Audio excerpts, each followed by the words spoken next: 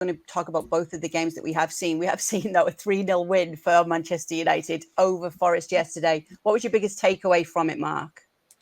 I just think that the confidence that United showed right from the start, considering that they had a lot of injuries at the back, when we saw that Luke Shaw was playing centre-half, you're thinking this could be a tricky night for United. But right from the start, they passed really well. They put a lot of pressure on Forest. They dominated the game.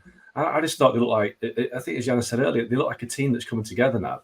I've got a couple of reservations about people like Anthony. I'm not quite sure he's going to be a long-term success, but he did what he needed to do last night. And I think United just looked in command, and it was a big game for them because obviously Chelsea had won and Liverpool had won as well in that round of games, and they had to win to keep pressure on the top four. And if you look at the top four right now, if United win the games in hand on Newcastle, they got a point behind them.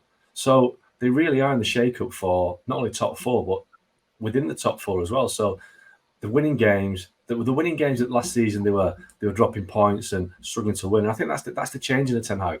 That you actually trust Man United now. You trust Man United to win the games they should win, and that's the first time we've said that for a long time. So that was for me was a big takeaway last night. That it was one of those games that in the last few seasons you're thinking Man United might slip up here. You don't think that now. You think that they're going to win those games. Do you get that same feeling, Janusz?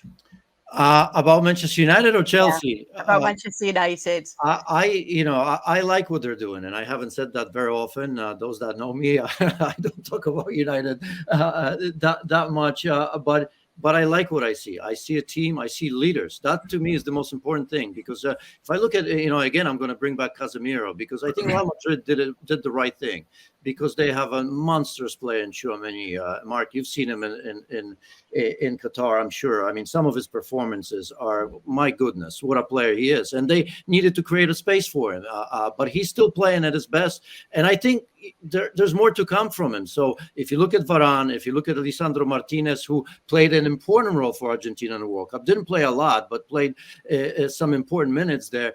I see a team being built, and the fact that Ronaldo's gone, we have to continue to talk about that, because that's massive.